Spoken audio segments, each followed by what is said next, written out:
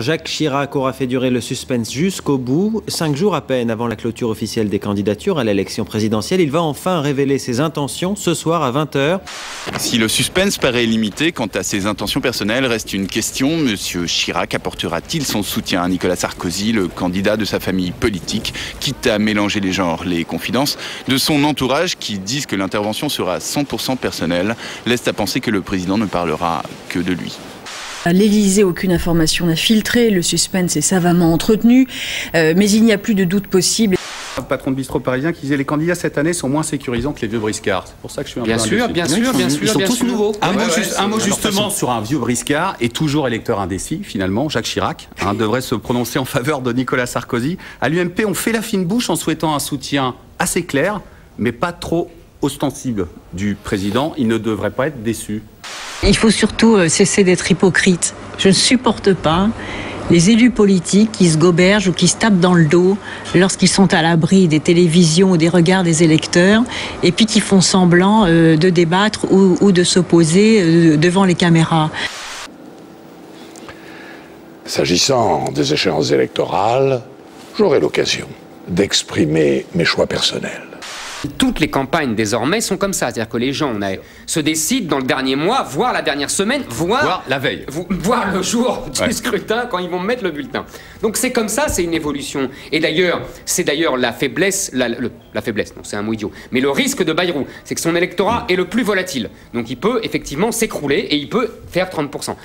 Quelle est la pertinence, la fiabilité de ces sondages dont nous sommes abreuvés tous les jours? Et d'ailleurs, se contentent-ils de nourrir la campagne ou est-ce que par hasard, ils ne contribueraient pas un peu à la campagne? Est-ce qu'ils ne feraient pas la campagne aussi? Et à 6 semaines du premier tour de la présidentielle, Nicolas Sarkozy reste en tête avec 28% des intentions de vote.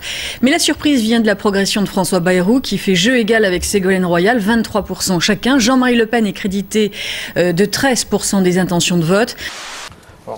Là-dessus, je vais être extrêmement clair. Oui, bien sûr. Ah bon ? Bien sûr. Évidemment, un sondage qui met un candidat comme cela au second tour a évidemment un effet politique et médiatique, c'est évident. Et si l'équipe de François Bayrou s'en est réjouie, c'est qu'elle avait d'excellentes raisons pour le faire. Je crois que la seule certitude que l'on a aujourd'hui, c'est précisément qu'on ne sait rien. C'est l'indécision et le caractère imprévisible du scrutin. Alors il y a des tendances, il y a des mouvements, mais qui s'inversent. Il y a encore 3 semaines, Nicolas Sarkozy nous faisait croire qu'il avait déjà gagné. Les 3/4 des Français ne souhaitent pas que Jacques Chirac se représente. Une seule chose est sûre, son mandat actuel se termine le 16 mai prochain. Mes chers compatriotes, au terme du mandat que vous m'avez confié, le moment sera venu pour moi de vous servir autrement. Ils se sont fait souvent avoir au cours des élections et ils ont le sentiment que cette fois-ci, ils ne veulent plus se faire avoir. Je ne solliciterai pas vos suffrages pour un nouveau mandat. Il y a sans aucun doute une vie après la politique, jusqu'à la mort. Il y a le choix entre la continuité de ce qui vient de se passer pendant 5 années et la réalité d'un profond changement dont la France a besoin pour répondre aux crises auxquelles elle est confrontée. Alain Soral, qui travaille avec vous, qui est un idéologue qui vient je crois, de l'extrême gauche. Du Parti communiste. Du Parti communiste. A carrément dit, alors attention, vous êtes bien assis, que Marx, vivant, voterait Le Pen. Réaction. Oui, de toute façon, Jaurès voterait Sarkozy aussi, paraît-il, donc de toute façon... On est là ici maintenant pour ramasser des voix. Et nous, on est là tous les jours, monsieur. Oui, parlez donc. Mais agissez. Non, parlez, agissez, monsieur. Le fond du libéralisme, depuis plus de 30 ans, c'est nous dire il n'y a pas suffisamment de pognon pour tout le monde, donc pour régler les problèmes, il faut déshabiller Pierre pour habiller Paul. Oui. La version xénophobe du Front National, c'est dire Pierre et Paul, rassurez-vous, mais il faut déshabiller Mohamed et Mamadou, comme ça, il y aura du boulot pour tout le monde. Et du coup, on touche jamais à l'essentiel. Je pense que... C'est pas une question pour le militant. Oui, je comprends bien. Je pense que la meilleure idée, c'est sans doute pour le moment les meetings de Ségolène Royal avec le public autour d'elle, c'est-à-dire le candidat dans la foule.